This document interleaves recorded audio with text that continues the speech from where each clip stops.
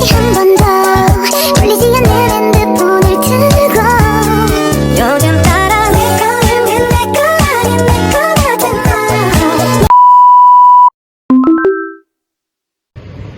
Assalamualaikum warahmatullahi wabarakatuh. Kami dari kelompok 10 yang beranggotakan saya sendiri Rosmaya Khalifah. Saya Nur Sita Rahmadanti. Di sini kita berdua akan berdialog tentang materi istisan dan maslahah musalah. Selamat menyaksikan. Apa yang kamu ketahui mengenai definisi istihsan?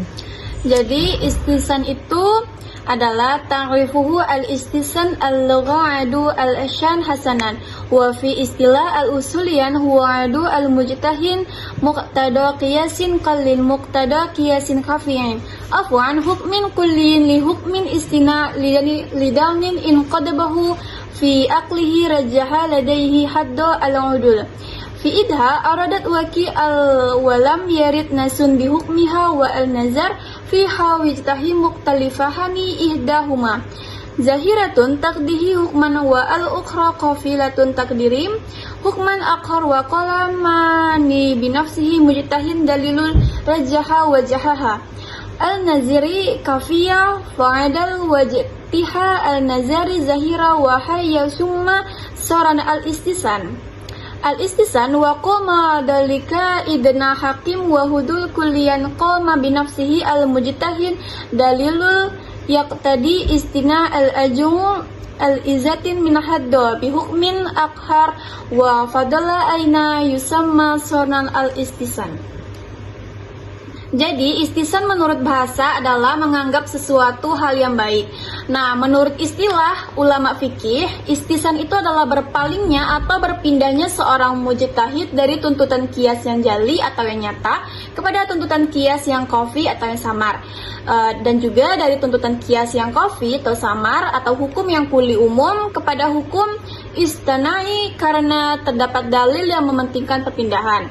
Selanjutnya adalah demikian apabila ada hukum yang bersifat kuli atau yang umum pada diri mujtahid terdapat dalil yang menghendaki pengecualian juz'iyah dari hukum kuli dan mujtahid tersebut menghendaki hukum juz'iyah dengan hukum yang lain, maka hal tersebut menurut syara juga disebut sebagai istihsan. Apa yang kamu ketahui mengenai jenis-jenis dari istihsan?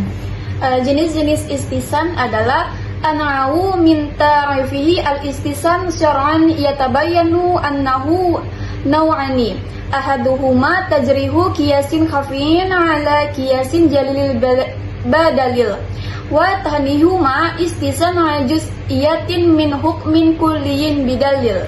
Artinya adalah jenis-jenis istisan. Yang pertama, dari definisi istisan itu menurut syara, maka istisan dibagi menjadi dua bagian. Yang pertama itu mengutamakan qiyas kafi atau yang tersembunyi atau qiyas yang jali, nyata karena adanya suatu dalil. Yang kedua adalah mengecualikan kesulitan juz'iyah dari hukum kuli atau umum karena adanya suatu dalil. Baiklah, bagaimana dalil ulama yang mengenai kehujahan dalam istisan?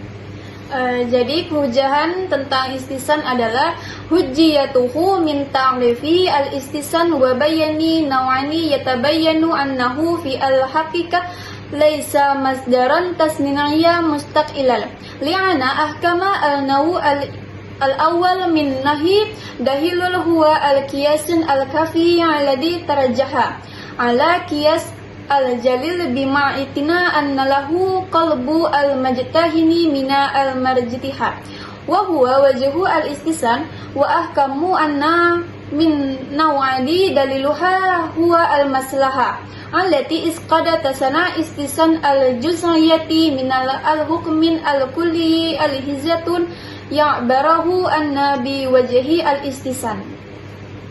Artinya adalah dari definisi istisan dan penjelasan terhadap dua jenis tersebut, jelaslah pada hakikatnya istisan bukan hanya sebagai sumber hukum yang berdiri sendiri. Karena hukum yang pertama berasal dari qiyas kafi atau tersembunyi yang menjelaskan terhadap qiyas jali, nyata, dan karena adanya beberapa faktor yang memenangkan hati mujtahid, yaitu dari segi istisan Itulah yang menjadi dasar hukumnya istihsan. Selanjutnya ada pendapat ulama istihsan bisa dijadikan dalil, yaitu subhah man la yajtahidu ankara farikun mina al-mujtahidina al-istihsan wa taqbarahu isbatanan lil ahkami al-sal'ayati bil hawa wa al-taladuh wa ala rasidanhin al-fakiri Imam al-Syafi'i faqad nukir anahu qala wa ma istahsana faqad sar'a ay ibtada' min innisar'an. Artinya adalah kelompok mujtahid mengingkari terhadap istihsan sebagai hujah dan mereka menganggapnya sebagai istimbat terhadap hukum syara berdasarkan hawa nafsu oleh dan kepentingan pribadi sendiri. Tokoh utamanya itu adalah Imam Asy-Syafi'i. Menurut riwayat ia berkata, barang siapa yang beristihsan maka ia telah membuat syariat. Maksudnya adalah orang tersebut membuat hukum syara sendiri. Selanjutnya adalah oleh karena inilah Imam Asy-Syatibi dalam kitab Al-Mufaqat berkata, barang siapa yang mempergunakan dalil istihsan, ia tidak boleh mengumbarkan persoalan hanya pada perasaan dan keinginannya, namun harus dikembalikan kepada hal-hal yang diketahui syar'i dalam menetapkan hukum pada masalah yang baru, seperti yang dituntut qiyas tersebut adanya perintah walaupun perintahnya menghilangkan maslahah dan dari sisi yang mendatangkan mafsadah. Baiklah, selanjutnya di sini contoh dalil apa yang mengaitkan dengan mengenai tentang istihsan. Dalil Al-Quran tentang istihsan yaitu ada di dalam Al-Quran surah Az-Zumar ayat 18 yang berbunyi, Bismillahirrahmanirrahim, alladzina yastami'una al-qawla fayattabi'una asnahu ulaika allazi haddahumullahu wala alhum ulu aldab, yang artinya adalah yang mendengarkan perkataan lalu mengikuti apa yang paling baik di antaranya mereka. Itulah orang-orang yang telah diberi petunjuk oleh Allah Subhanahu wa taala dan mereka itulah orang-orang yang memiliki akal. Artinya apa? Artinya ayat ini menunjukkan tentang pentingnya menggunakan akal dan memilih hal terbaik dari berbagai pendapat atau keadaan. Dalam konteks istihsan, ayat ini tuh juga menjadi landasan bahwa seorang mujtahid itu harus memiliki dan juga memilih hukum yang membawa kemaslahatan yang besar atau menghindari mudarat lebih besar sesuai dengan prinsip-prinsip syariah. Di dalam Al-Quran itu juga ada selanjutnya contohnya seperti di dalam Al-Quran surah Al-Baqarah ayat 185 yang berbunyi, Bismillahirrahmanirrahim, yuridullahu bikumul al-yusra wala yuridukumul al-usra, yang artinya adalah Allah menghendaki kemudahan bagimu dan tidak menghendaki kesulitan bagimu. Coba Anda jelaskan tentang pengertian definisi maslahah mursalah. Baik. Ta'rifuha al-maslahah mursalah ayyi al-matlaqatu fil istilah fil usulin al-maslahah allati lam yashri' asy-syari' hukumi li tahkifiha wa lam yadil dalil syar'i ala i'tibaraha aw lughaiha wa samaita matlaqatu la naha lam taqid yadil i'tibara aw dalil il-lugha. Jadi, secara mutlak maslahah mursalah dapat diartikan oleh ahli usul fiqh sebagai suatu kemaslahatan yang secara hukum tidak disyariatkan oleh syariat, serta tidak ada dalil syar'i yang menerangkan atau membatalkannya. Maslahah ini disebut mutlak karena tidak terikat oleh dalil yang mengakuinya atau dalil yang membatalkannya. Sedangkan menurut bahasa, maslahah mursalah mempunyai arti maslahah yang berarti kebaikan, kebermanfaatan, kepantasan, kelayakan, keselarasan, maupun kepatuhan. Sementara kata mursalah merupakan isim maf'ul dari kata arsala yang artinya terlepas atau terbebas. Sedangkan dua kata tersebut bila disatukan mempunyai arti terbebas atau terlepas, menunjukkan boleh atau tidaknya untuk dilakukan. Selanjutnya adalah bagaimana dalil ulama tentang kehujahan mursalah. Baiklah, adalah man yajtanibuha dhahab jumhur ulama al-muslimin ilal al-maslahah mursalah hubba syar'iyah yabni alaihi tashri' al-hukumi wa an raqa'ah allati la hukumi fiha banas au ijma' au qiyas au ihtisan yashraha fiha al-hukumi alladhi takhfid al-maslahah al-matlaqatu wa la ta'rifuha tashri' al-hukumi bina ala hadhihi al-maslahah ala wujuhi syahid asy-syari' bi'tibaraha.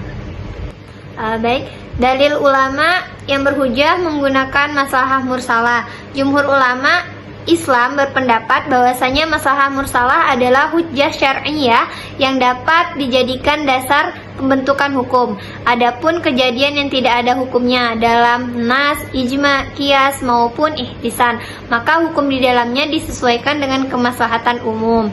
Dalil ulama atas kehujjahan maslahah mursalah yang pertama yaitu kemaslahatan umat manusia selalu baru dan tidak pernah habis. Maka jika hukum tidak disyariatkan untuk mengantisipasi kemaslahatan umat manusia yang terus bermunculan dengan tuntutan perkembangan mereka. Yang kedua yaitu orang yang meneliti pembentukan hukum dengan sumber dari para sahabat, tabi'in maupun para imam mujtahid, maka akan jelas bahwasanya mereka telah mensyariatkan berbagai hukum untuk merealisir kemaslahatan umat. Selanjutnya adalah apa yang Anda ketahui tentang dalil Al-Quran yang mengaitkan tentang materi masalah musalah. Baik. Wa amma maslahah allati i'tiqaduha al-baitu wa turi ari ba'di intiqad ar-raha wa lam yashri' asy-syari' al-hukumi li tahkifiha wa lam yaklid dalil minhu ala i'tibaraha au ilghaiha fa hadhihi tasmi al-munasib al-mursal al-bi'ibaraha au ukhra al-maslahah mursalah. Misal al-maslahah allati i'tiqad an az-zawji alladhi la yasbut bi summa wa samaiha la tasma'u ad-du'a bihi inda an-nikah. Misalnya kemaslahatan yang menuntut pernikahan yang tidak mendapat akte resmi, maka ketika terjadi permasalahan, pengingkaran terhadap pernikahan itu tidak dapat diterima. Antara lain itu juga contoh lain seperti kemaslahatan yang menghendaki bahwasanya akad jual beli yang tidak dicatat tidak dapat dipakai sebagai dasar pemindahan hak milik. Semua itu merupakan berbagai kemaslahatan yang hukumnya tidak disyariatkan oleh syariat, dan itu merupakan berbagai kemaslahatan yang hukumnya tidak disyariatkan oleh syariat dan tidak ada pula dalil yang mengaitkannya. Antara lain itu juga di dalam Al-Quran dalil yang mengaitkannya seperti kewajiban menjauhi istri atau perempuan dalam keadaan haid, dan ini terdapat dalam Quran surah Al-Baqarah ayat 222 yang berbunyi Bismillahirrahmanirrahim wa yas'alunaka 'anil mahid qul huwa adzan fa'tazilun nisaa fil mahid wa la taqrabuhunna hatta yatahhurn, yang artinya mereka bertanya kepadamu tentang haid, katakanlah haid itu adalah suatu kotoran, oleh sebab itu maka jauhilah istrimu di waktu haid dan janganlah mendekatinya sebelum mereka suci. Yang kedua, contoh dalilnya seperti menyamaratakan warisan anak laki-laki dan perempuan.